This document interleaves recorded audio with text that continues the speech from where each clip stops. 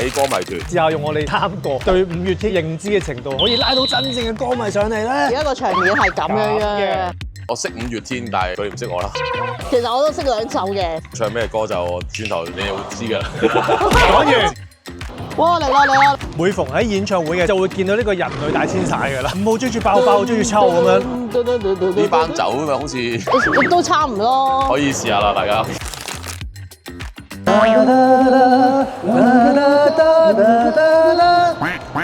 你忘詞喎你。你記得咗嗰句唔好講出嚟。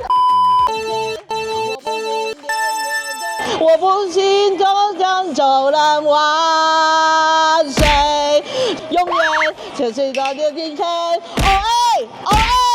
突然好想你，你會在哪裡？